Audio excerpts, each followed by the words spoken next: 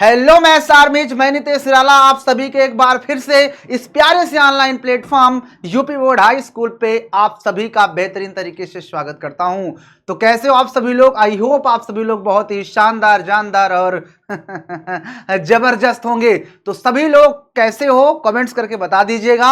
और मैं आज आप लोग के सामने एक बेहतरीन चैप्टर नंबर 5 जिसका नाम है यूक्लिड की ज्यामिति का परिचय लेकर के आया हूं। आप देख सकते हो ये आपकी एनसीईआरटी बुक का फ्रंट पेज जो चैप्टर 5 का है वो यही कुछ ऐसा ही दिखता है ना? दिखता है ना? तो आपके सामने लेकर के आया हूं। तो सभी लोग बेहतरीन तरीके से स्टार्टिंग से एंड तक बने रहिएगा, क्योंकि इस UP board high school Vidyakul YouTube channel पर आपको सिर्फ और सिर्फ वही पढ़ाया जाता है जो आपके सीधा एग्जाम में फंसता है। और मैं आपका अपना साथी नितेश निराला सर आपको ऐसा पढ़ाऊंगा, ऐसा समझाऊंगा, ऐसा बताऊंगा कि सीधा आपके दिमाग, दिल, भेजा, फेफड़ा हर जगह फिक्स हो जाएगा।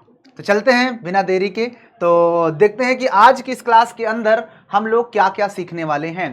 तो आप देख सकते हो कि आज हम क्या सीखेंगे कि ज्यामिति का अर्थ क्या होता है, इसके बारे में हम लोग जानेंगे कि आखिर ज्यामिति का अर्थ क्या होता है, कैसे ज्यामिति आई, ज्यामिति के विकास में जो गणितज्ञ थे, कौन कौन से गणितज्ञ थे, उनकी क्या भूमिका थी, उसके बारे में भी जानेंगे। और यूक्लिड की परिभाषाएं, यूक्लिड महोदय जी ने कुछ परिभाषाएं दी हैं, यूक्लिड महोदय जी ने कुछ अपगृहीत दिए हुए हैं, और यूक्लिड महोदय जी ने कुछ अवधारणाएं दिए हैं। इन तीनों के बारे में जानना, आखिर क्या होती है परिभाषा, क्या होती है अपगृहीत, क्या होता है हमारा अभिधारणा, इन सब के बारे में जानेंगे। उसके अलावा हम सभी प्रश्नावली को देख लेंगे। ज़्यादा नहीं, बहुत खींच के 50 से 55 मिनट का वीडियो होगा जिसके अंदर सब कुछ आपको बता दूंगा। तो चलिए बिना किसी देरी के स्टार्ट करते हैं।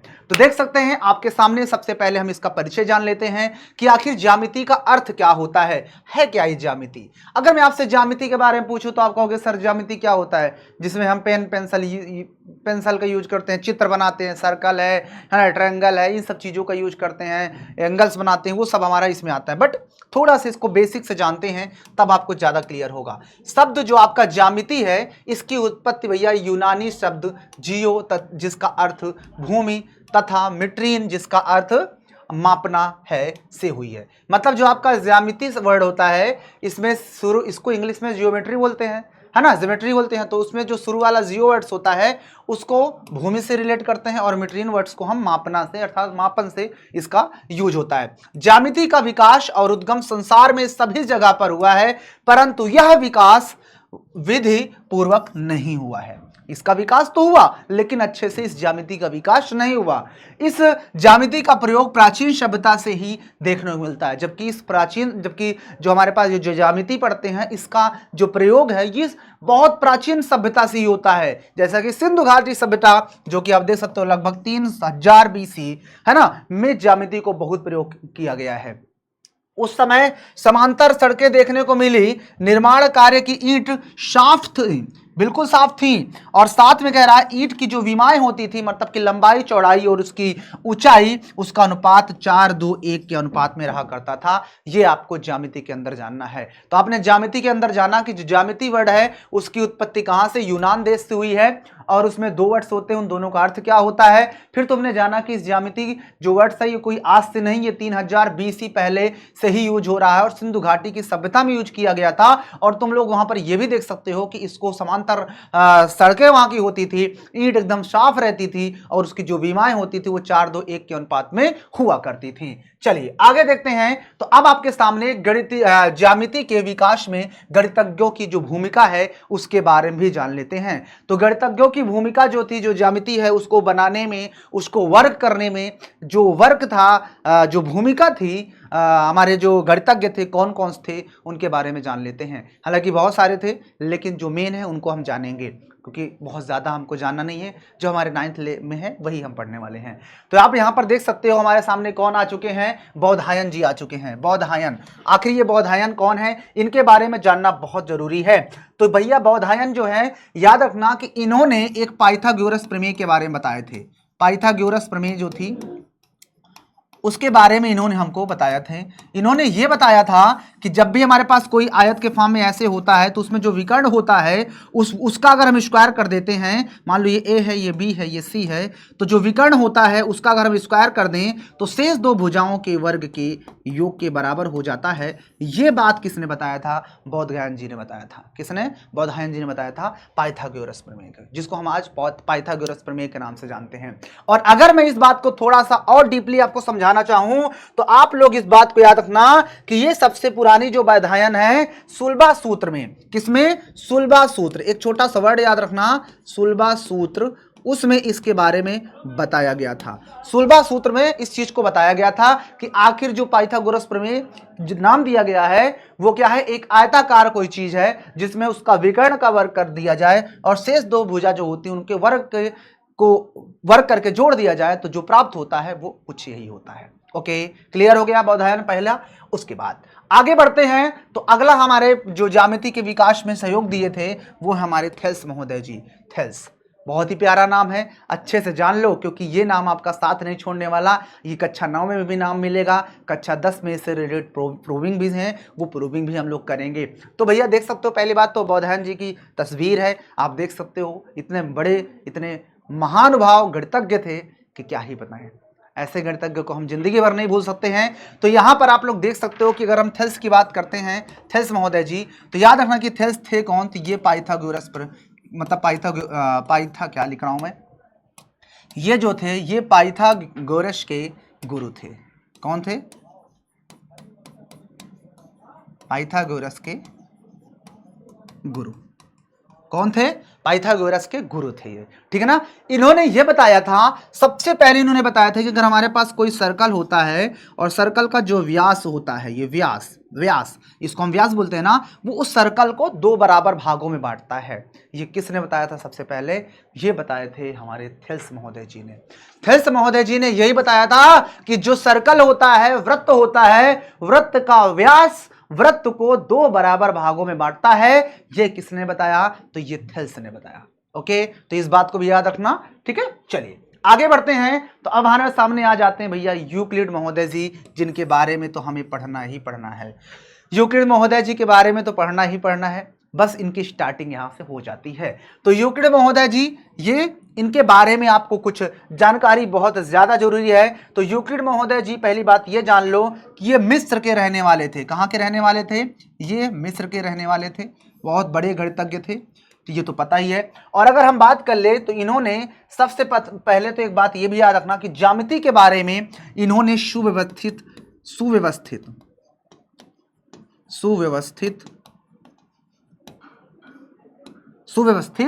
क्या किए? सुव्यवस्थित रूप से विकास किया।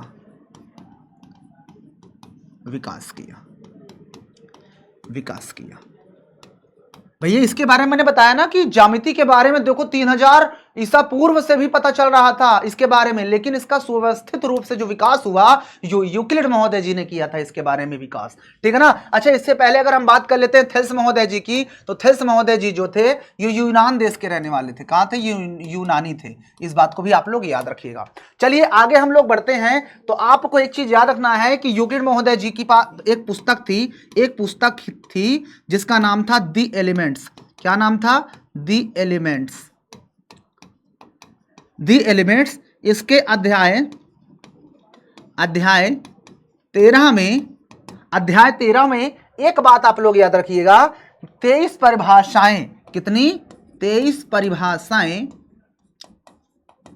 परिभाषाएं तथा 465 कथन दिए गए हैं। 465 कथन दिए हैं। ओ माय गॉड, पॉइंट भी नोटेड। आपको ये बात याद रखना है। सोचो इन्होंने ज्यामिति के बारे में कितना ज्यादा विकास किया, कितना ज्यादा सोचे। आपको कुछ पॉइंट्स जो मैंने लिखा उसको याद रखना कि यूक्लिड महोदय जी ये तो आपको मिस्र के रहने वाले थे और इन्होंने ज्यामिति का सुव्यवस्थित रूप से विकास किया। और इनकी एक पुस्तक थी दी एलिमेंट्स, जिसके अंदर अध्याय 13 के अंदर इन्होंने 23 परिभाषा और 465 क्या दिए? कथन के बारे में इन्होंने बताया था। अब वो कथन पढ़ने बैठ जाएंगे तो हम थम जाएंगे, है ना। तो आपको इन सब चीजों को ध्यान रखना है। ओके, चलिए अब हम लोग आगे बढ़ते हैं। तो अब यहां पर यूक्लिड के द्वारा दी गई परिभाषाएं, यूक्लिड के द्वारा दिए गए अभिगृहित, यूक्लिड के द्वारा दिए गए अभिधारणा के बारे में जान लेते हैं। उसके बाद हम फिर क्वेश्चंस पर आते हैं। तो यूक्लिड के द्वारा दिए गए कुछ हमारे पास परिभाषाएं हैं। इन परिभाषाओं को जरा देख लेते हैं कि क्या है परिभाषाएं। पहली परिभाषा ये कहती है, इसके पॉइंट्स याद होना चाहिए सीरियल से। यूक्लिड की पहली अभिधारणा क्या है, यूक्लिड की दूसरी अभिधारणा क्या है, तीसरी क्या है, चौथी क्या है, पांचवी क्या है, छठी क्या है, सातवीं क्या है, ये आपको सीरियल से याद होना चाहिए। तो पहली परिभाषा ये कहती है कि एक बिंदु वह है जिसका कोई भाग नहीं होता। बिंदु वो होता है जिसका कोई भाग नहीं होता, अर्थात अगर ऐसे हम बना दिए तो ये बिंदु है जिसकी ना तो लंबाई होती है, ना तो चौड़ाई होती है, ना तो ऊंचाई होती है। आगे बढ़ते हैं। एक रेखा चौड़ाई रहित होती है। अगर हम कोई रेखा ऐसे खींचते हैं तो सिर्फ इसकी लंबाई ही लंबाई होती है, चौड़ाई नहीं होती है। एक रेखा के सिरे बिंदु होते हैं। अगर कोई रेखा है, ये मान लो रेखा है, तो इसके सिरे बिंदु होते हैं यहां पे और यहां पे। ओके, आगे है कि एक सीधी रेखा एक ऐसी रेखा है जो स्वयं बिंदुओं के साथ सपाट रूप से होती है। मतलब अगर आपके पास कोई सीधी रेखा है तो अपने सभी बिंदुओं के साथ सपाट, जैसे बिंदु हैं, तीन बिंदुओं के सपाट ही होती है। इस बात को भी याद रखिएगा। अगला है कि एक पृष्ठ वह है जिसकी केवल लंबाई और चौड़ाई होती है। पृष्ठ मतलब आप सीधा सीधा मेज का ऊपरी सिरा ऐसे देख लो, ऐसे जो बना होता है उसको हम बोलते हैं क्या, ये आपका लंबाई और चौड़ाई होती है। आयत जैसी चीजें लंबाई और चौड़ाई में आती हैं। पृष्ठ के किनारे क्या होते हैं, रेखाएं होती हैं। और जो भी हम पृष्ठ बनाते हैं, इधर हो चाहे इधर हो, चाहे इधर हो चाहे इधर हो, ये सभी किनारे होते हैं। क्लियर होगा, मतलब रेखाएं होती हैं। ये आप देख सकते हो यहाँ पर, यहाँ से यहाँ तक गया रेखा, ये भी रेखा, ये भी रेखा, ये भी रेखा के टुकड़ा ही तो होता है ना। आगे बढ़ते हैं। तो एक समतल पृष्ठ रेखा एक समतल पृष्ठ ऐसा पृष्ठ है जो स्वयं पर सीधी रेखाओं के साथ सपाट रूप से स्थित होता है। इस बात को भी याद रखना कि एक समतल पृष्ठ एक ऐसा पृष्ठ होता है जो स्वयं पर सीधी रेखाओं के साथ सपाट रूप से स्थित होता है। तो ये यूक्लिड की परिभाषाएं हैं। यूक्लिड की क्या है, ये परिभाषाएं हैं। तो इन सभी बात को याद रखना, परिभाषाएं हैं ये चीज ऐसी है जो कि आप देख सकते हो, ये इनको ऐसे ही मान लिया जाता है, इनको सिद्ध करने की जरूरत नहीं, परिभाषाएं हैं। ठीक है ना। तो बात समझ में आई। तो एक बिंदु वह बिंदु है जिसका कोई भाग नहीं होता। दूसरा हमारे पास एक रेखा चौड़ाई रहित होती है। तीसरा एक रेखा के सिरे बिंदु होते हैं। चौथा एक सीधी रेखा एक ऐसी रेखा है जो स्वयं बिंदुओं के साथ सपाट रूप से स्थित होती है। फिर उसके बाद पांचवा एक पृष्ठ वह रेखा है, वह है जिसकी केवल लंबाई और चौड़ाई होती है। और फिर छठा नंबर है पृष्ठ के किनारे रेखाएं होती हैं। और उसके बाद अगला है सातवां कि एक समतल पृष्ठ एक ऐसा पृष्ठ है जो स्वयं सीधी रेखाओं के साथ सपाट रूप से क्या होता है, स्थित होता है। ओके, चलिए अब इससे भी ज्यादा जो इंपॉर्टेंट है वो हमारे लिए अभिगृहित और अभिधारणा है, इसलिए इसको ध्यान से समझ लेना। इससे रिलेटेड क्वेश्चंस भी आपके बुक में हैं। ठीक है, तो स्टार्ट कर लिया जाए। ओके, तो देखो यूक्लिड के अभिगृहित की अगर हम बात करते हैं बबुआ, यूक्लिड के अभिगृहित की, तो यहां पर देख सकते हो 7 अभिगृहित है यहां पर। कि पहला वो है कि वे वस्तुएं जो एक ही वस्तु के बराबर हों वे एक दूसरे के भी बराबर होती हैं। वे वस्तुएं जो एक ही वस्तु के बराबर हो, मान लो कि हमारा ए जो है वो बी के बराबर है, और फिर मैं कह देता हूं ए जो है वो सी के भी बराबर है, देन आप कह सकते हो ए और सी भी बराबर होंगे। यानी कि मैं तुम्हारे बराबर और तुम, और मैं इसके बराबर, तो ये और तुम भी बराबर हो जाओगे। अगला है कि यदि दो बराबरों को बराबर जोड़ दिया जाए तो पूर्ण भी बराबर होता है। अगर कोई बराबर चीज है, मान लो ए बराबर अभी बी था, अब हमने मतलब ए बराबर बी है, अब अगर मैंने इधर सी जोड़ दिया, इधर भी सी जोड़ दिया, तो अब ये पूरा भी बराबर होगा। बराबरों में हम कोई बराबर चीज जोड़ देते हैं तो वो बराबर ही होता है। मान लो 7-7 रुपए थे दो लोग के पास, अब हमने दोनों के पास 1-1 रुपए दे दिया तो 8-8 रुपए हो गए, बराबर बराबर फिर भी हो गए। यदि बराबरों में से बराबर कोई भी बराबर चीज घटा दें, अगर 7-7 रुपए थे बराबर थे, अब हम 1-1 रुपए दोनों में घटा दिए, 6-6 रुपए हो गए, तो वो भी हमारा क्या होता है, बराबर होता है, शेष भी। क्लियर। आगे बढ़ते हैं कि वे वस्तुएं जो परस्पर संपाती होती हैं एक दूसरे के बराबर होती है। मान लो कि ये रेखा है यहां तक गई है और दूसरी भी इसी के ऊपर यहीं से यहां तक गई है। मान लो एक रेखा ए बी थी और दूसरी जो है वो सी डी थी, इसी के ऊपर रखी है, तो यानी कि ए बी और सी डी आपकी बराबर है। सपाट रूप से एक के ऊपर एक है तो बराबर तो होबे करेंगे ना। अगला है पूर्ण अपने भाग से हमेशा बड़ा होता है। मैं कह देता हूं कि ए जो है वो बी और सी के योग के बराबर है, तो यानी सिर्फ ए जो होगा, सिर्फ ए वो क्या होगा, ए हमेशा बड़ा होगा सिर्फ एक किसी बी भाग से, या फिर ए हमेशा बड़ा होगा सी से, क्योंकि ए बी और सी दोनों से क्या है, दोनों के बराबर है। तो अगर ए सिर्फ कहोगे तो बी से तो बड़ा ही होगा, सी से भी बड़ा होगा, इस बात को याद रखिएगा। एक ही वस्तुओं के दो गुने परस्पर बराबर होते हैं। एक ही वस्तु का दो गुना करोगे तो हमेशा परस्पर बराबर होता है। जैसे मान लो ए बराबर आपके पास 2b है और सी बराबर भी 2b है, तो अगर ये बराबर है तो ये इसका मतलब ए और सी भी आपस में बराबर होंगे। ये कह रहा है हमारा कौन सा, छठा नियम। एक ही वस्तुओं के आधे परस्पर बराबर होते हैं। एक ही वस्तु का आधा भी परस्पर क्या होगा बबुआ, बराबर होगा। तो एक ही वस्तु के आधे बराबर होंगे, यानी कि मैं कह देता हूं ए बराबर आपका एक ही वस्तु के आधे परस्पर बराबर होते हैं। जैसे मैं कह देता हूं ए बराबर आपके पास b/2 है और सी बराबर भी b/2 है, तो ये भी आपस में बराबर होंगे, यानी ए बराबर सी भी हो जाएगा। क्लियर हो गया।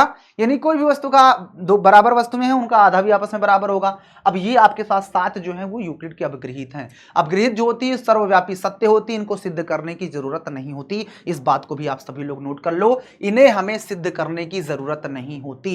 ठीक है, ऐसी चीजें होती हैं। तो पहला नियम हमारे पास क्या है यूक्लिड का, कि दो वस्तुएं जो एक ही वस्तु के बराबर हैं तो वो आपस में भी बराबर होती हैं। जैसा कि मैं तुम्हारे बराबर और फिर मैं ही तुम्हारे दोस्त के बराबर, तो तुम्हारा दोस्त और तुम भी आपस में बराबर हो जाओगे। यदि बराबर चीज है, बराबर में हम कोई भी चीज जोड़ेंगे तो पूरा भी बराबर होगा। कोई बराबर चीज है, उसमें से हम कोई भी बराबर चीज घटाएंगे तो शेष भी बराबर होगा। कितना आसान है। चौथा है, दो वस्तुएं परस्पर संपाती होती हैं तो वो दोनों आपस में बराबर भी होती हैं। कितना ईजी है। पूर्ण हमेशा अपने भाग से बड़ा होगा, जाहिर सी बात है।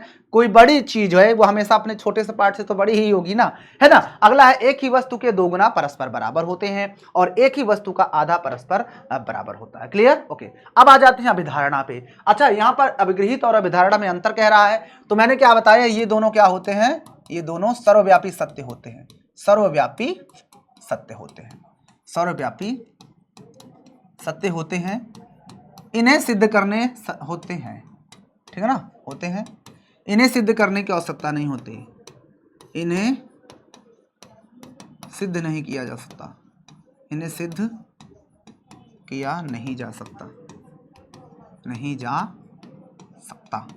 क्लियर, इस बात को भी आप लोग याद रखिएगा। चलिए अब आ जाते हैं अभिधारणा पर। कुछ अभिधारणाएं भी, उन अभिधारणाओं को भी थोड़ा सा जान लेते हैं।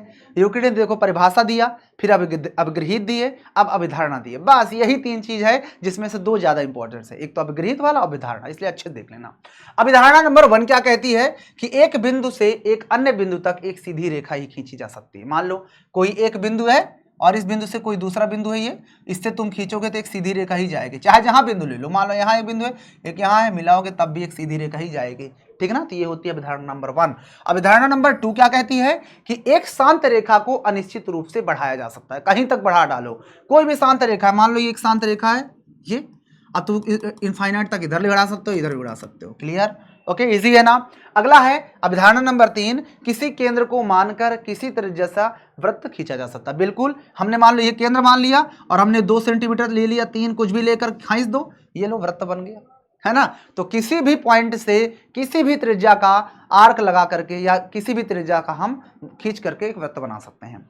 अगला है अभिधारणा नंबर 4 कि सभी समकोण एक दूसरे के बराबर होते हैं। जाहिर सी बात है, चाहे ऐसे बनाओ समकोण ही है, चाहे ऐसे बनाओ समकोण ही है, चाहे ऐसे बनाओ समकोण ही है, किसी भी तरह बनाओ सब समकोण ही होते हैं। 90 मतलब बराबर ही होता है। अभिधारणा नंबर 5 ध्यान समझना, दिस इज मोस्ट इंपॉर्टेंट और इससे रिलेटेड आपके बुक में क्वेश्चंस भी हैं। अभिधारणा 5 कहती है कि यदि एक सीधी रेखा 2 रेखाओं पर गिरकर अपने एक ही ओर बने अंतःकोणों को इस प्रकार बनाए कि इन दोनों कोणों का योग मिलकर 2 समकोण से क्या हो बबुआ, कम हो। क्या हो, कम हो। तो दोनों सीधी रेखाएं अनिश्चित रूप से बढ़ाए जाने पर उसी ओर मिलती हैं जिस ओर यह योग 2 समकोण से कम होता है। जिधर इनका योग 2 समकोण से कम होता है उधर ये रेखाएं मिलती हैं। सर समझ में नहीं आया, समझो। ये कह रहा है कि आपके सामने 2 रेखाएं हैं, मान लो ये 2 रेखाएं हमने खींच दिया, ये 2 रेखाएं, मतलब समझना ध्यान से, मैं आपको समझाने की कोशिश करूंगा। यहां पर मैं आपको समझाने की कोशिश करूंगा, यहां पर बबुआ हम तुमको समझाने की कोशिश करते हैं, ध्यान समझना। वो कह रहा है कि आपके सामने 2 रेखाएं हैं, कुछ मान लीजिए कि हमारे पास ये 2 रेखाएं हैं, एक रेखा ये, एक रेखा ये, 2 रेखाएं हैं। उन 2 रेखाओं पर कोई तीसरी रेखा गिरती है, तो मान लो ऐसे कोई तीसरी रेखा गिरती है तो उनके द्वारा अंतःकोण बनता है। मान लो एक कोण ये बना, एक कोण ये बना, तो ये ए हो गया और ये बी हो गया, ये ए हो गया और ये बी हो गया। तो कहता है उन दोनों अंतःकोणों का योग, तो अंतःकोण ए और बी है, तो ए और बी का योग जो होता है जिधर 180 अंश से कम होता है उधर वो रेखाएं मिलती हैं। तो जाहिर सी बात है ए और बी का योग, इधर रेखाएं मिल रही हैं तो इधर कम है, तो ए और बी का योग लेस देन 180 है, इसका मतलब रेखाएं क्या होंगी, वो मिल जाएंगी। और अगर दोनों रेखाओं का योग 180 अंश से कम हो गया तो वो रेखाएं मिल जाएंगी और फिर वो रेखाएं समांतर नहीं होंगी, क्योंकि हमने पढ़ा है समांतर रेखाएं कब होती हैं। मान लो ये रेखा इस रेखा के समांतर है, कोई रेखा ऐसे गिर रही है तो एक ही तो अरब बने अंतःकोणों के योग 180 अंश होता है। मतलब अगर मैं कह दूं ये 70 है और ये 110 डिग्री है, तब ये दोनों रेखाएं समांतर हो जाएंगे, क्योंकि 70 और 110 कितना होता है, 180 डिग्री हो जाता है। लेकिन अगर मैं लिख देता हूं यहां पर ऐसे कोई फिगर बना दिया मैं ये, और यहां पर मैंने लिख दिया 50 और यहां पर लिख देता हूं मैं 40, ये 50 और 40 लिख दिया, तो 50 और 40 कितना होता है, 90 होता है। तो ये रेखाएं क्या 180 अंश से कम हो गई, इसलिए हम इन रेखाओं को अगर आगे बढ़ाते हैं तो ये यहां पर देखो मिल जाएंगी। इस तरह से आपको याद रखना है। अब धारणा 5 ये कहती है कि अगर दो रेखाएं हैं, उन दो रेखाओं पर कोई तीसरी रेखा गिरती है, इस प्रकार गिरती है कि एक ही तरफ बने अंतःकोणों का योग 180 अंश से कम हो गया, तो उन दोनों रेखाओं को अनिश्चित रूप से बढ़ाया जाएगा, तो उधर ही मिलेंगी जिधर उनका योग 180 अंश से कम होता है, ये इसमें कहा गया है। ओके, मुझे उम्मीद है ये बात सबको समझ में आ गई होगी। चलिए अब आगे बढ़ते हैं। अब हमारे पास एक्सरसाइज पहली आती है, उससे रिलेटेड क्वेश्चंस को देख लेते हैं। क्वेश्चन कह रहा है, देखो ध्यान से, बहुत इजी है। कहता है निम्नलिखित कथनों को सत्य कथन बताइए और कौन से असत्य हैं अपना बताना है। तो कहता है एक बिंदु से केवल एक ही रेखा खींची जा सकती है। बताओ, आपके पास कोई एक बिंदु है, मान लो ये बिंदु है, तो क्या इससे सिर्फ एक ही रेखा खींचोगे ना, हमें देखो ये अनंत खींची जा सकती हैं, तो ये इसका आंसर क्या हो जाएगा, असत्य हो जाएगा। बस आप ऐसे चित्र बना के दिखा भी दीजिएगा। दो भिन्न बिंदुओं से होकर असंख्य रेखा खींचे, ये लो, कहता है कि दो बिंदु हमारे पास हैं ये, तो कहता है इससे अनंत हो जाएंगी क्या, ना जाएगी, एक ही एक के अलावा नहीं जा सकती, तो ये भी क्या है हमारे पास, ये भी हमारा असत्य हो जाएगा। क्या हो जाएगा बबुआ, असत्य हो जाएगा। चलिए आगे बढ़ते हैं। तो कहता है कि एक शांत रेखा दोनों ओर अनिश्चित रूप से बढ़ाई जा सकती है। बिल्कुल, अभी आप लोगों ने इसको अभिगृहित में पढ़ा था कि एक हमारे पास जो रेखा होती है उस रेखा को अनिश्चित रूप से हम अनंत तक बढ़ा सकते हैं, याद है ना, ऐसे बताया था ना अभी ये चीज। इसलिए अभी अभिगृहित को रट लेना कि कौन सी अभिगृहित किस नंबर पर आती है, तो इसका मतलब ये हमारा सत्य हो जाएगा। अभी पीछे बता के आया हूं। अगला बढ़ते हैं। तो दो वृत्त बराबर होते हैं यदि उनकी त्रिज्या बराबर है। जाहिर सी बात है, वृत्त त्रिज्या पर डिपेंड होता है। अगर 5 सेंटीमीटर त्रिज्या लेकर कोई वृत्त खींचोगे और दूसरी जगह पर भी 5 सेंटीमीटर लेकर वृत्त खींचोगे तो दोनों बराबर ही तो दिखेंगे ना, तो इसका मतलब ये बात हमारे पास सत्य हो जाएगी।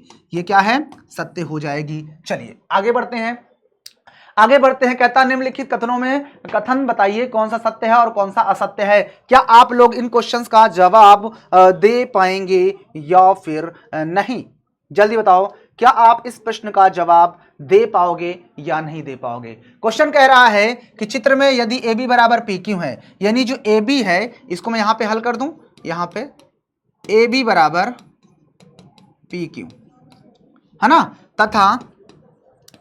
तथा पी क्यू बराबर एक्स वाई, पी क्यू जो है वो एक्स वाई के बराबर, पी क्यू बराबर एक्स वाई, तब पूछ रहा है कि क्या ए बी बराबर एक्स वाई होगा, तो तब ए बी बराबर एक्स वाई होगा या नहीं होगा, जल्दी बताओ। तो बिल्कुल होगा, लिखेंगे हाँ बिल्कुल, हाँ होगा, हाँ होगा। यूक्लिड की दूसरी अवगृहित देखे थे ना, यही थी ना, अपने बुक में देखो, यूक्लिड की दूसरी अवगृहित क्या कहती है कि अगर कोई, मैं तुम्हारे बराबर हूं और मैं ही इसके बराबर हूं, तो इसका मतलब वो दोनों वस्तुएं आपस में बराबर होती हैं। क्लियर हो गया, कोई दिक्कत, नो दिक्कत। चलिए आगे बढ़ते हैं। निम्नलिखित पदों की परिभाषा दीजिए। बहुत इजी है। समांतर रेखा किसे बोलते हैं, ऐसी दो रेखाएं जो एक दूसरे को कभी नहीं काटती समांतर रेखाएं कहलाती हैं। ऐसी दो रेखाएं जो एक दूसरे को कभी नहीं काटती वो समांतर रेखाएं कहलाती हैं। अतः ये यल है और यम है, अतः यल समांतर यम। बस हो गया, इतना लिख देना है। अगला है लंब रेखाएं। जब दो रेखाएं एक दूसरे को समकोण पर काटती हैं, जब दो रेखाएं एक दूसरे को समकोण पर काटती हैं, आप अपने से लिखना, मैं बोल रहा हूं बस मुंह से। जब दो रेखाएं एक दूसरे को समकोण पर काटती हैं तो वे रेखाएं लंबवत कहलाती हैं। बस हो गया, लंब रेखाएं कहलाती हैं। अगला रेखाखंड क्या कहता है? रेखाखंड तो आप जानते हो रेखाखंड क्या होता है, जिसके दो अंत बिंदु होते हैं। ऐसे रेखाखंड के दो अंत बिंदु होते हैं, ए और बी, यानी यहां शुरू होती है और यहां पे खत्म हो जाती है। अगला वृत्त की त्रिज्या। वृत्त आप जानते हो ये वृत्त होता है और वृत्त की त्रिज्या क्या होती है? ये तो आप लिख सकते हो सीधा सीधा केंद्र से, और ये क्या होता है? वृत्त की परिधि। तो केंद्र से वृत्त की परिधि तक की दूरी को हम त्रिज्या कहते हैं। वर्ग क्या होता है? तो लिख सकते हो वर्ग की सभी भुजाएं आपस में बराबर तथा प्रत्येक कोण समकोण होता है। इतना इजी तरीके हैं, लिख दोगे आपने, वर्ग की सभी भुजाएं बराबर तथा प्रत्येक कोण समकोण होता है। ये बात आप खुद से लिख लीजिएगा। चलिए आगे बढ़ते हैं। नीचे दिए हुए अभिधारणाओं पर विचार कीजिए। पहला कहता है कि दो भिन्न बिंदु ए और बी दिए रहने पर एक तीसरा बिंदु सी ऐसा विद्यमान है जो ए और बी के बीच स्थित है। यहां पर कहता है ए और बी है, इनके बीच में कहीं तीसरा बिंदु स्थित है, मान लो यहां पर कहीं पे। फिर कहता है यहां कम से कम ऐसे तीन बिंदु विद्यमान हैं कि वे रेखा पर स्थित नहीं है। ओहो हो, मतलब अब ये सी जो है वो ऊपर कहीं है या नीचे कहीं है, ऐसी जगह पर है। यानी आपका मान लो ए यहां है, बी यहां है, तो सी कहीं यहां ऐसे जा रहा है। तो कहता है आगे कि क्या इन अभिधारणाओं में कोई परिभाषित शब्द है? क्या यह अभिधारणा अविरोधी है? क्या ये यूक्लिड की अभिधारणाओं में प्राप्त होती है? स्पष्ट कीजिए, हमें ये सब कुछ बताना है। तो बताओ इसमें पहली बात तो एक वर्ड कह रहा है कि यहां कम से कम ऐसे तीन बिंदु विद्यमान हैं कि ये एक रेखा पर स्थित नहीं है। क्या इन अभिधारणाओं में कोई बिंदु अपरिभाषित शब्द है? तो आप लिख सकते हो इन अभिधारणाओं में अपरिभाषित शब्द बिंदु है। यहां पर अपरिभाषित शब्द बराबर बिंदु। यहां पर जो अपरिभाषित शब्द है वो बिंदु है, क्योंकि हमारे पास जो बिंदु होगा वो कहां पर है? उसने बोला है कि कहीं पर भी हो सकता है, इस वजह से। तो आगे हमें कह रहा है कि क्या ये किसी अभिधारणाओं से रिलेट करता है? तो आपने यहां पर आप देखोगे तो अभिधारणा ऐसी कोई है ही नहीं जिससे रिलेट करता हो। आपको सिर्फ ये पता है कि अगर आपके पास दो बिंदु होते हैं तो उससे हम सिर्फ और सिर्फ एक अद्वितीय रेखा खींच सकते हैं, सिर्फ अद्वितीय रेखा खींची जा सकती है। और जो अद्वितीय रेखा खींचते हैं ये कहां से मिलता है? अभिधारणा की, यूक्लिड की कौन सी अभिधारणा? तो यूक्लिड की प्रथम अभिधारणा के अंदर ये चीज कहा गया है कि अगर आपके सामने कोई दो बिंदु होते हैं तो उन दो बिंदुओं से होकर सिर्फ और सिर्फ एक रेखा खींची जा सकती है। ठीक है ना? तो इस बात को नोट कर लीजिएगा और लिख दीजिएगा, यह बात किसी अभिधारणा से प्राप्त नहीं होती। अभिधारणा की द्वितीय यूक्लिड की द्वितीय अभिधारणा के अनुसार दिए हुए दो बिंदुओं से सिर्फ और सिर्फ अद्वितीय रेखा खींची जा सकती है। इस बात को लिख देना। अभिधारणा नंबर 2 से अभिधारणा 2 बोल रहा हूं, यूक्लिड की द्वितीय अभिधारणा से कि दिए हुए दो बिंदुओं से सिर्फ और सिर्फ एक रेखा खींची जा सकती है। आप इसके आगे लिख दीजिएगा। ठीक है, चलिए आगे बढ़ते हैं। तो कहता है यदि दो बिंदु ए और बी के बीच एक बिंदु सी ऐसा स्थित है कि ए सी बराबर बी सी, तो सिद्ध कीजिए ये चीज। बहुत इजी क्वेश्चन है, बहुत आसानी से आप लोग इसे कर सकते हो। कर पाओगे?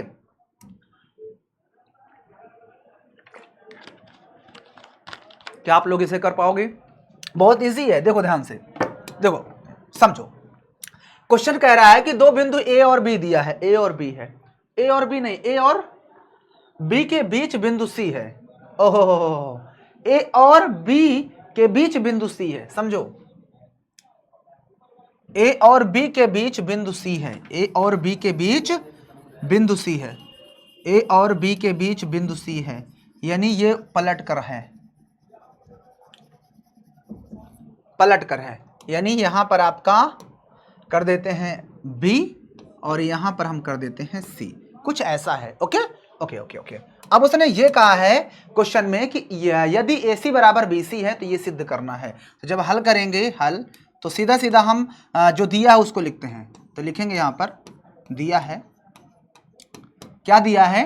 AC is equal to BC, ये चीज दिया है, AC बराबर BC। Okay okay. अब लिखेंगे दिस इंप्लाइज दैट, या दोनों पक्षों में लिख सकते हो, दोनों पक्षों में हम क्या करते हैं? AC के साथ मैं क्या ले लेता हूं? इस AC को ही ले लेता हूं। दोनों पक्षों में AC जोड़ दूं, चाहो तो BC भी जोड़ सकते हो, कोई दिक्कत नहीं। दोनों पक्षों में AC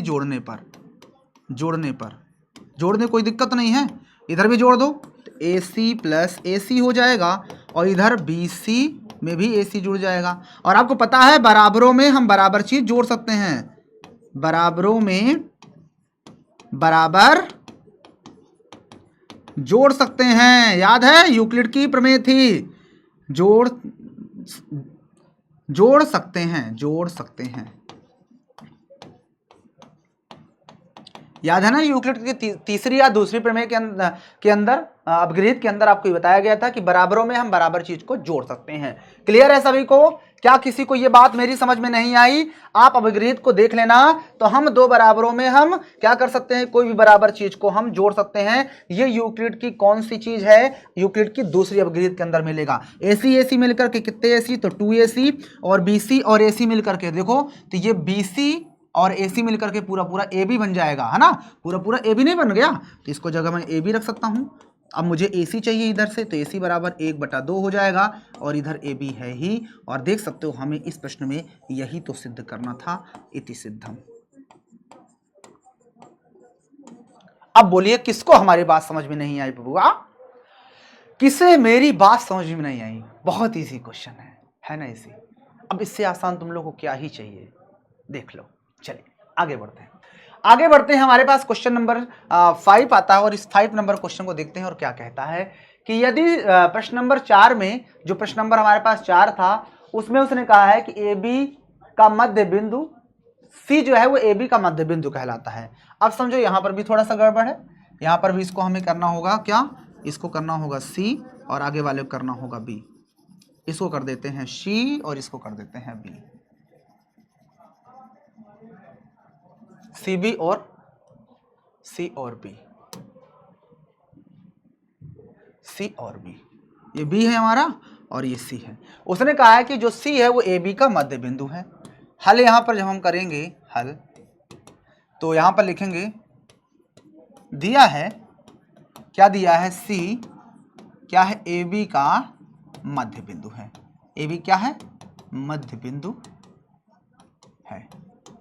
अब बताओ अगर ये C इस पूरे AB का मध्य बिंदु है, तो क्या ये वाला पार्ट इस पार्ट के बराबर नहीं होगा? अतः हम कह सकते हैं ना, अतः AC बराबर BC, question number first. Okay, फिर कहता सिद्ध कीजिए कि रेखाखंड का एक और केवल एक ही मध्य बिंदु होता है। हमको सिद्ध करना है कि इसका सिर्फ और सिर्फ एक ही मध्य बिंदु होता है। तो ये चीज तुम्हारे पास दिया है। अब यहां पर हम लिख लेते हैं कि माना AB का AC का AB है, AB का मध्य बिंदु D है। हमने ये मान लिया कि जो इस पूरी रेखा है, इस पूरी रेखा का जो मध्य बिंदु है वो C ना होकर मान लेते हैं हम D है। यहां मान लेते हैं कहीं D है मान लिए। हमें पता है एक रेखा का एक ही मध्य बिंदु होता है, लेकिन हमें सिद्ध करने के लिए हमें ऐसा मानना पड़ेगा कि इस रेखा का एक मध्य बिंदु D है। क्लियर है? तब क्या हो जाएगा? अतः क्या हो जाएगा? अतः आपका इस कंडीशन में AD जो हो जाएगा वो किसके बराबर होगा? AD बराबर आपका BD हो जाएगा। क्वेश्चन नंबर आपका सेकंड। बोलो जल्दी से, कोई प्रॉब्लम यहां तक? क्या यह चीज हो सकता है या फिर नहीं? सभी लोग बताओ। अब देखो ध्यान से, AD को तुम क्या लिख सकते हो? इस पूरे AD को AC प्लस CD, इसको हम लिख सकते हैं AC plus CD equal to BD को क्या लिख सकते हो? इस पूरे BD को BD लिखने के लिए आप पूरे BC में से CD घटा दो, BC में से CD घटा दो, है ना? देखो ना, अगर मुझे CD चाहिए तो मैं इस पूरे BC में से इस CD को हटा देंगे तो BD नहीं मिल जाएगा। तो देखो BD मिल गया। अब ध्यान से देखना, यहां पर आपको ध्यान से ये समझना होगा कि AC और BC तो बराबर है समीकरण 1 से, तो मैं AC की जगह पे मैं AC रहने देता हूं और CD, और इस BC की जगह पे AC रख देता हूं माइनस CD। यहां लिख देंगे AC बराबर BC से, AC बराबर BC है इस वजह से। अब AC कट गया, इसको तो CD बराबर हमारे पास माइनस CD आ गया। इसको इधर लाओगे तो AC और CD में ये वाला भी CD जुड़ जाएगा, बराबर 0। तो 2CD बराबर हमारे पास 0। देन आप देख सकते हो कि CD बराबर हमारे पास 0 आ गया। सी डी बराबर 0। ओ माई गॉड, इसका मतलब ये जो सी डी है इसके बीच कोई दूरी है ये नहीं है। अतः स्पष्ट है कि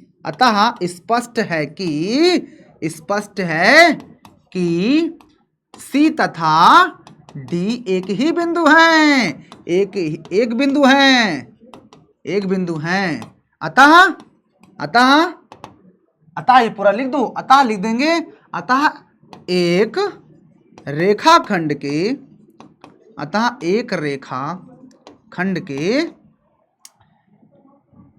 एक और केवल एक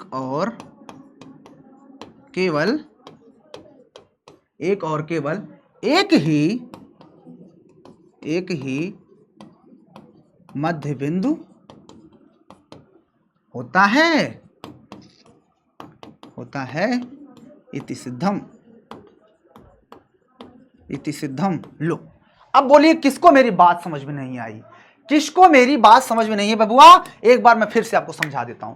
क्वेश्चन ये कह रहा था कि आपके सामने एक एसी रेखा AB रेखा है जिसका C मध्य बिंदु है। फिर कहता है सिद्ध करके ये बता दो कि कोई रेखाखंड होता है उसका सिर्फ एक ही मध्य बिंदु होता है। तो हमने मान लिया कि भाई मान लिया कि इस रेखाखंड का C ना होकर D मध्य बिंदु है। तो उसने देखो इस कंडीशन में तो ये AC बराबर BC मिल भी नहीं करेगा क्योंकि उसने बोल दिया है इस चीज को। अब उसने आगे हमने मान लिया कि AB का मध्य बिंदु D है, तो अगर ये D मध्य बिंदु होगा तो यहां से यहां तक की दूरी इक्वल टू यहां से यहां तक की दूरी, तो हमने लिख दिया। अब हमने क्या किया, यहां से यहां तक को तोड़ दिया AC प्लस CD के फॉर्म में, तो लिख दिए, और इधर BD को भी चाप दिए। BD लिखने के लिए हम यहां से लेकर के यहां तक चले आए और उसमें से यहां तक की चीज को घटा देंगे तो क्या CD नहीं मिल जाएगा? तो वही चीज हमने कर दिया। नहीं, ये चीज नहीं किए हैं, ये चीज किए हैं यहां से यहां तक का, और उसके बाद यहां से यहां तक को माइनस कर दिए, यानी पूरे में से इतना चीज हटा दिए तो इतना चीज बच गया, यानी BD। तो उस BD को हम नीचे लिख सकते हैं। फिर AC और BC यहां से इक्वल है तो कट जाएगा, तो CD माइनस CD जुड़ गया तो 2CD, तो CD को वैल्यू 0। और भैया अगर CD 0 आ गया तो इसका मतलब C और D एक ही बिंदु पर हैं, C और D अलग अलग नहीं है, क्योंकि इनकी अगर दूरी होती तो इनकी कुछ ना कुछ दूरी होती। मान लो अगर C और D है, इनके बीच की दूरी 1 सेंटीमीटर, इतना दूरी पर है। अगर मान लो 0.1 होगा तो इतने दूरी पर है, और पास में तो इतना, एक दूरी ऐसी होगी पास में एकदम चपक जाएंगे दोनों, तो ये वाली कंडीशन है। इसका मतलब स्पष्ट हो गया कि एक रेखाखंड का सिर्फ और सिर्फ एक ही मध्य बिंदु होता है। चलिए आगे बढ़ते हैं। अगला क्वेश्चन देखिए बबुआ, बड़ा ही प्यारा मनोरंजक क्वेश्चन आ चुका है कि AC बराबर BD दिया है, AC जो है वो BD के बराबर है, तो ये चीज सिद्ध करना है। बहुत ही आसान है, हल देखिए इसका। हल में सिद्ध क्या करना, लिख देते हैं यहां पर, सिद्ध करना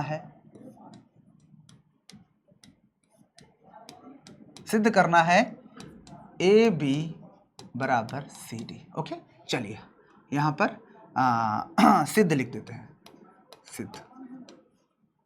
सिद्ध में लिखेंगे हमारे पास AC बराबर BD, ये चीज तो हमारे पास क्या है, दिया है, और जो चीज दिया होता है उसमें हम क्यों है क्या है इससे हमें कोई मतलब नहीं है। देखो AC बराबर BD दिया है, AC को देखो ध्यान से, AC को क्या मैं AB प्लस BC नहीं लिख सकता हूं? बिल्कुल लिख सकता हूं। तो मैं इसकी जगह पर लिख देता हूं AB और प्लस का BC। ठीक है, देखो AC पूरा ये था, ये AB और BC को जोड़ दोगे तो पूरा AC आ जाएगा, वही रख दिया। इक्वल टू BD की बात करते हैं, BD, तो BD ये पूरा है यहां से यहां तक, तो BC और प्लस CD, BC और CD, तो BD नहीं हो जाएगा, तो BC CD, तो यहां पर रख देते हैं BC और प्लस CD। अब देखो BC इक्वल है, काट देते हैं, तो हमारे पास आ जाएगा AB इक्वल टू CD, और हमें इस प्रश्न में यही तो सिद्ध करना था, इति सिद्धम। अब बोलो क्या चाहिए, बोलो भाई अब क्या चाहिए तुम्हें, इससे आसान कुछ लाइफ में इतना आसान तो मैगी बनाना भी नहीं होता जितना आसान क्वेश्चन है ना। चलिए आगे बढ़ते हैं। एक प्यारा सा क्वेश्चन आप लोग के सामने और आ चुका है, ये क्वेश्चन को जरा ध्यान से देखना बबुआ।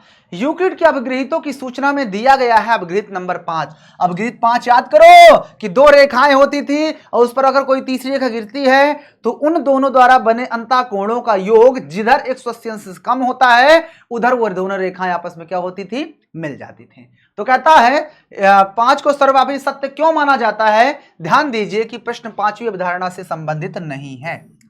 समझ रहे हो बात को, ध्यान समझना, ये फिगर इसका नहीं है, इस फिगर पे मत जाना, ये फिगर इसका नहीं है, ध्यान समझना। हल देखो, हल देखना ध्यान से। ये आपके सामने एक रेखा है जी, और हमने एक रेखा ये बना दी है, ये और ये। यहां पर हम इस कोण को दे देते हैं नाम 1 और इसको नाम देते हैं √2। हमने इन दोनों रेखाओं के नाम भी दे दिए। अब बोलो यहां तक कोई प्रॉब्लम क्या किसी को? अगर मैं नाम दे देता हूं, अच्छा इसने बोल दिया है इस क्वेश्चन में कि यूक्लिड की पांचवी अवधारणा से संबंधित नहीं है।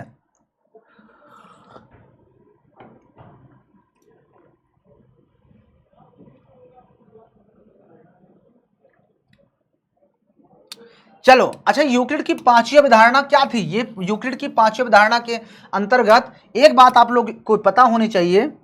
यूक्लिड की पांचवी अवगृहित, यूक्लिड की पांचवी अवगृहित क्या थी? अवधारणा नहीं, यूक्लिड की पांचवी अवगृहित। तो आपको याद होना चाहिए यूक्लिड की अवधारणा मैंने बता दिया कि दो रेखाएं अगर हैं तो उस पर कोई तीसरा लाइन गिरती है तो एक ही तरफ बने अंतःकोणों के योग 180 से कम होता है, जिधर उधर रेखाएं मिलती हैं। लेकिन वो तो भैया हमारा अवधारणा था, यहां पर अवगृहित की बात कर रहा है। तो यूक्लिड की पांचवी अवगृहित क्या बोलती है? जल्दी बताओ। पांचवी अवगृहित क्या कहती है? कि पूर्ण हमेशा अपने भाग से बड़ा होता है। भाग से क्या होता है? बड़ा होता है ना। अब लेट्स सी, हमारे पास कोई एक रेखा है, ये मान लो हमारे पास रेखा है AB, रेखाखंड है AB जो कि 10 सेंटीमीटर का है, ठीक है ना। एक हमने रेखा ले लिया AB 10 सेंटीमीटर, और यहां पर मैंने मान लो C ले लिया, अब ये 5 सेंटीमीटर हो गया। तो समझना ध्यान से कि AC, यहां पर कुछ नाम भी दे दें, AC, हाँ, यानी कि जो हमारे पास AB होगा वो क्या इक्वल किसके होगा? AC और प्लस BC के। और दिस इंप्लाइज दैट AB जो होगा वो चाहे AC से या फिर AB जो होगा वो हमेरा BC से हमेशा बड़ा होगा। बस हमें यही चीज दिखाना था। देख लो, कुछ भी नहीं था क्वेश्चन में। क्वेश्चन हमारे पास ये 10 सेंटीमीटर ले लिया। अब भाई AB जो होगा वो AC और BC के इक्वल ही तो होगा, लेकिन अगर हम AB का पार्ट ले रहे हैं AB, तो AB का ही तो AC एक छोटा सा पार्ट हो गया। तो क्या AB AC से छोटा या बड़ा है? बड़ा हो गया। और यही बात यहाँ पे कही गई है। अतः इसी बात को रिपीट कर देना, अतः पूर्ण अपने भाग से बड़ा होता है, बड़ा होता है। हो गया, इति सिद्धम। इजी है ना, कुछ भी नहीं है। बस आप लोग से यही कहता हूं, अवगृहित अभिधारणा इनको रट डालना। जब रट डालोगे तो इजी हो जाएंगे क्वेश्चन। चलो आगे बढ़ते हैं। यूक्लिड की पांचवी अभिधारणा को किस प्रकार से लिखेंगे ताकि वो सरलता से समझी जाए? अब देखो ध्यान समझना। यूक्लिड की पांचवी, अब वो अवगृहित नहीं पूछ रहा, यूक्लिड की पांचवी अभिधारणा पूछ रहा। अभिधारणा क्या थी? कि जब दो रेखाएं क्या करते हैं, ऐसे बढ़ाई जाएं और तीसरी रेखा कुछ इस तरह से गिरे कि उनके एक ही तरफ बने कोणों का योग 180 से जिधर कम होता है, ए है ये बी है, तो यहां पर एंगल ए और एंगल बी का योग लेस देन 180 आता है। उधर ही वो रेखाएं अगर हम बढ़ाते हैं तो वो रेखाएं उधर ही आपस में एक दूसरे को काटती हैं। ये था। तो कहता है इस बात को सरलता से लिखो अपने उसमें कि क्या लिखा जाएगा। तो आपको क्या कहोगे इस बात को? जल्दी बताओ, जल्दी बताइए क्या बोलेंगे इसको? कि समांतर रेखाएं, जल्दी बताइए। तो हम इसको यह भी कह सकते हैं कि दो भिन्न प्रतिच्छेदी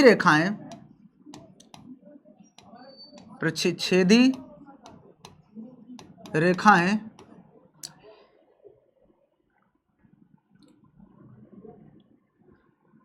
समान रेखा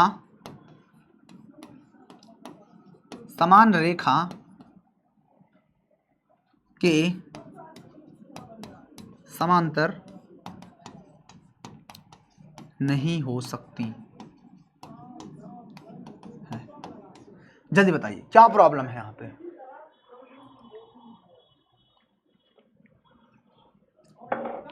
ध्यान से देखना बबुआ, फिर मत कहना। ध्यान समझना इस बात को। आप देखो 5.2 में पहुंच गए हम लोग। आप यूक्लिड की पांचवी अवधारणा को किस प्रकार से लिखेंगे ताकि बच्चे अच्छे समझ जाएं, आप अच्छे समझ सकते हो। तो आपको पता है यूक्लिड की पांचवी अवधारणा यही कहती है कि अगर दो रेखाएं होती हैं उसमें कोई तीसरी रेखा गिरती है तो एक ही तरफ बने अंतःकोणों का योग जिधर 180 अंश से कम होता है उधर ही वो रेखाएं आपस में मिलती हैं। तो कहता है इसको साफ साफ बताओ कहना क्या चाहते हो। तो यही कहना चाहते हैं कि समांतर रेखाएं कभी एक दूसरे को काटती नहीं है, समांतर रेखाएं कभी प्रतिच्छेदित नहीं करती हैं, और जब भी कोई दो रेखाएं क्या होती हैं प्रतिच्छेदी रेखाएं होती हैं तो फिर वो समांतर नहीं होती हैं। बस हो गया उल्टा। तो याद रखना कि दो प्रतिच्छेदी रेखाएं कभी भी समांतर नहीं होती, समान रेखा के समांतर नहीं होती। क्लियर? ओके, तो इस बात को लिख देना आप लोग। चलिए आगे बढ़ते हैं। तो क्या यूक्लिड की पांचवी अवधारणा से समांतर रेखाओं के अस्तित्व का औचित्य निर्धारित होता है या फिर नहीं? जल्दी बताइए, क्या यूक्लिड की पांचवी अवधारणा से समांतर रेखाओं के औचित्य का निर्धारण होता है या फिर नहीं होता है? स्पष्ट करो। बहुत ही आसानी से हो जाएगा क्वेश्चन। हमें पता है, इस चीज को समझना पड़ेगा आप लोग को, समझना ध्यान से, इस बात को आप लोग समझो, इस बात को आप लोग को समझना पड़ेगा, इस बात को आप लोग को समझना पड़ेगा।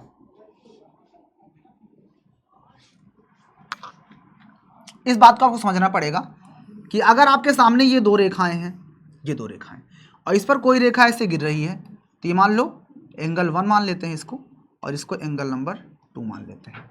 इसको हमने एंगल 1 और इसको एंगल 2 मान लिए, और इसको जब हम हल करते हैं, हल में आपको इसमें एक चीज ये देखना होगा, इसमें ये देखना होगा कि मान लीजिए इसको नाम हम L दे देते हैं और इसको M दे देते हैं, और इस रेखा का नाम भी कुछ Y दे दो, कुछ भी नाम दे सकते हो, कोई दिक्कत नहीं। यहां पर आप ध्यान से समझना कि एंगल 1 और एंगल 2 अगर लेस देन 180 है, यदि भी डाल दीजिए, यदि इतना है तब रेखाएं क्या होंगी, रेखाएं प्रतिच्छेदित करेंगी, प्रतिच्छेदित करेंगी। परंतु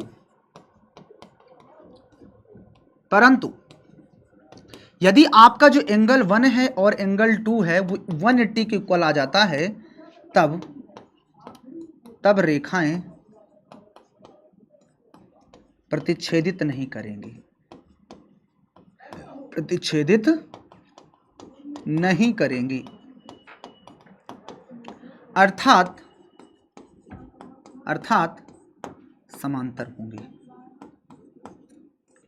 समांतर होंगी। अतः L समानांतर N। बस हो गया, यही करना था, हो गया। आपको पता है कि जो यूक्लिड की पांचवी अवधारणा है उससे तो हमें यही पता है ना कि अगर लेस देन इक्वल है तो उस कंडीशन में रेखाएं प्रतिच्छेदित करनी है, चाहे M हो चाहे M हो। और इतना भी लिखना है तो लिख देना कि जिधर कम होता है 180 से। लेकिन अगर 180 के बराबर आ गया तब रेखाएं हमारी समांतर हो जाएंगी, उस कंडीशन में रेखाएं प्रतिच्छेदित नहीं करती हैं। क्लियर हो गया? क्या किसी को इतना से भी प्रॉब्लम है तो आप लोग मुझे बता दीजिए, और मुझे नहीं लगता कि आप में से किसी को भी कोई प्रॉब्लम हुआ होगा। तो ये था आपका आज की क्लास, जिसके अंदर मैंने आपको सब कुछ बता दिया, जितनी भी चीजें थी हर वो चीज मैंने आपको बता दिया जो इसमें है, ठीक है ना। और मैंने भी कहा था कि 50 से 55 मिनट के अंदर आपको सब कुछ बता दूंगा, और बहुत आराम से मैंने बताया। यूक्लिड के बारे में बताया, यूक्लिड की ज्यामिति क्या होती है, यूक्लिड को खोजने में या उस पर कितने लोगों ने अपना योगदान दिया, उन सभी गणितज्ञों के बारे में बताया। बोधायन जी कौन थे मैंने बताया, उनके समय में ही सिंधु घाटी सभ्यता 3-4 से पहले भी इसकी ज्यामिति के बारे में पता चल चुका था, जिसमें हमने बताया कि 4-2-1 की ईंटें होती थी, ईंटें एकदम सफा होती थी, रोड एकदम समांतर होती थी। आखिर कैसे होता था ये सारी चीज़ें? बोधायन जी ने ही सबसे पहले आयत के फॉर्म में कोई चीज़ थी उसमें से उन्होंने पाइथागोरस वाला थ्योरम को निकाला, और पाइथागोरस और थेल्स महोदय जी जो थे, जो कि पाइथागोरस के गुरु हैं, उन्होंने बताया कि कोई भी अगर हमारे पास सर्कल होता है तो उस वृत्त का जो व्यास होगा उसे 2 बराबर भागों में बांटता है। यूक्लिड महोदय जी के बारे में हमने जाना, यूक्लिड महोदय जी ने क्या बताया? उन्होंने पहली बात तो यूक्लिड महोदय जी मिस्र के रहने वाले थे, जिन्होंने ये बताया, मतलब यूक्लिड के बारे में उन्होंने ज्यामिति के बारे में सुव्यवस्थित रूप से हमें अध्ययन करवाया, अच्छे से उसके बारे में नहीं जाना अच्छे से, और उसके बारे में बहुत सारी जानकारी दी। उन्होंने अपनी पुस्तक जिसका नाम है दी एलिमेंट्स, उसके अंदर उन्होंने अध्याय 13 अध्याय में उन्होंने क्या बताया है? 465 कथन उन्होंने दिए और 23 आपके सामने वहां पर उन्हें बेहतरीन तरीके से अपने पॉइंट्स को रखे, तथ्य रखे। तो ये सब था पॉइंट्स जो कि मैंने आप लोग को बताया। अब गृहीत क्या होते हैं, अवधारणा क्या होती है, उस कितने प्रकार के कौन कौन से होते हैं, उनके पार्ट्स कितने होती हैं, वो सब कुछ बताया आप लोग को। अवधारणा बता दिया, परिभाषाएं बता दिया, सब कुछ बता दिया। जो एक्सरसाइजेस थे वो सारी एक्सरसाइज करवा दिया। अगर समझ में नहीं आया तो एक बार फिर से इस वीडियो को स्टार्टिंग से एंड तक देख लेना, समझ में जरूर आ जाएगा। और अगर आपको पसंद आया हो वीडियो तो लाइक कर देना। और फिर मैं मिलूंगा आपसे नए चैप्टर के साथ, नए अंदाज में। और मैं आपका अपना साथी नितेश निराला सर आपके साथ अभी तक जुड़ा था। तो कैसी लगी वीडियो कमेंट्स करके जरूर जाइएगा। आप लोग कमेंट्स नहीं करते हो, आपका एक कमेंट्स हमें बहुत ज़्यादा मोटिवेट करता है। तो आपका एक कमेंट्स बहुत ज़्यादा इंपॉर्टेंट्स है। तो सभी लोग अपना अपना कमेंट्स करिएगा। जैसे भी क्लास लगी हो, अच्छी लगी हो तो लाइक भी कर सकते हो, और अच्छी नहीं लगी हो तो डिसलाइक भी कर सकते हो, कोई जोर जबरदस्ती नहीं है। लेकिन मैं तो यही चाहता हूँ अगर अच्छी लगी है तो लाइक कर देना मेरे भाई, क्योंकि आप लोग के लिए मेहनत कर रहे हैं। तो ठीक है, तो मिलेंगे फिर आपसे नई क्लास में, नए अंदाज में, नई एनर्जी के साथ, नए कॉन्फिडेंस के साथ। तब तक के लिए सभी को लव यू एंड जय हिंद।